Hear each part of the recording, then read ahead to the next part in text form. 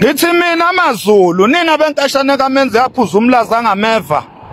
Ngithi bafowethu iNdlunkulu ibize imedia briefing on Saturday. NgesiZulu ke ibize isithangami sabe zindaba on Saturday. Kunezinto ezimbili engizithikile laphana kwinkulumo yeNdlunkulu. Okokuqala ngithike la ithi khona iNdlunkulu kunecala eyoliqedela elalikade liaphilwe upresident uCyril Ramaphosa. Lelo qala lalikade limlahlile oyisilo ohleze esihlalweni ubaba uMisizulu lamlahla lelo qala, and then esayidini ke likaMengameli wayeseya aphila umongameli, kodwa isilo esihleze esihlalweni uMisizulu akazange yena aze aphile, wavuma nje ukuthi iqala limlahlile, and then ke waseya aphila ke uRamaphosa. Okwesibili futhi engikuthikile laphana mayikhuluma iNdlunkulu, ngithike indaba yokushoda kwezimali la khona umntwana omkhulu wakwaMinyamanzi anxenxa khona abantu, wathi uyacela ukuthi abantu abayikhathalela iNdlunkulu kanye nobukhosi bukaZulu, uyacela ukuthi abafake isandla njengoba kubhekwe kuleli cala elikulenyanga esiya kuyona uMay lapha namhla ka28. Ngakuthika ke lokho ukuthi umntwana omkhulu kanye neNdlunkulu basinxenxa njengomphakathi wamaZulu eSouth Africa ukuthi silekelele sifake isandla uma ngabe sibukhathalela ngempela ubukhosi. Bengithi ke nina ke benkayishane kaMenzi, nami angiqhamuke kuleso space sokuthi bafowethu asizameni ukuyeseka iNdlunkulu yethu, iNdlunkulu kaZulu. Asizameni bakwethu siyeseke. Inkulu kabi ke into ebhekene neNdlunkulu uma ngabe iya eqaleni iyofeyisana noRamaphosa.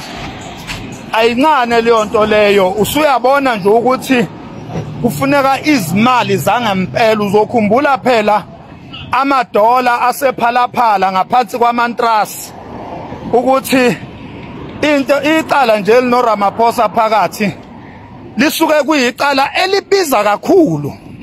Uma ngabe ngempela ushoda ngakwezezimali, hayi liyayiligojele, leligojela impela ngoba nemali yandoda. So nami ke bengicela nina Zulu ukuthi bafowethu bodadewethu bomama bobaba bosomabhizinisi nonke enikhathalela nje ubukhosi bakithi kaZulu, ake uhlangane Zulu manje isona isikhathi sikahlangana Zulu. Hlangana Zulu silekelele iNdlunkulu. Uma ngabe ngempela sifuna ukuthi bunqobe ubukhosi bethu njengoZulu, uma ngabe sifuna ngempela inqobe iNdlunkulu kuleli cala, ngithi mina hlangana Zulu, hlangana impela Zulu, akulekelele impela isandla, asilulwe isandla. Lokho onakho kuyowenza omkhulu umahluko. Lula isandla uxhase iNdlunkulu emele wena njengoZulu. Ngithi mina hlangana Zulu. Isikhathi lesi hlangana Zulu silwela into yethu, silwela ukuthina, ngoba masikhuluma ngoRamaphosa against iNdlunkulu, sikhuluma lapho ngokuthi ubukhosi noma indlunkulu kaZulu i-under attack. Ivenda lifuna ukuqumba phansi uZulu. Umbuzo omkhulu ke nginawo uthi wena Zulu uyavuma na ukuthi ivenda liqumbe phansi ngoba naku nje lifuna lo wamhlaba obizwa ngeNgonyama Trust onama minerals oqukethe izimbiwa phansi kanye nomnotho omkhulu awuvikela umdlokombane waze wayolala kobandayo ethi akekho umuntu ozogubha la, akekho umuntu ozotshontsha lo mhlaba. Wawuvikela umdlokombane waze wawufela. Umbuzo ke uthi njengoba umdlokombane Zulu eshiye thina, washiya mina nawe, washiya isiluzonda amagwala. Uthi umbuzo, uyavuma yini Zulu ukuthi ivenda eluCyril Ramaphosa ngempela linqobe kule case ebese liyawuthatha umhlaba wakwaZulu? Ngempela niyavuma Zulu ukuthi iNgonyama Trust idliwe nje kanjalo njengoba kudliwa iThala Bank? Ngithi mina Zulu konke kusemandleni enu, ngithi hlangana Zulu ngempela manje ulate. Hlangana ngempela ke manje Zulu. Lula isandla lokho nakho kuyoyisiza kakhulu indlunkulu. And indlunkulu iyokwamukela lokho nakho. Ungazibukeli phansi. Ungazibukeli phansi.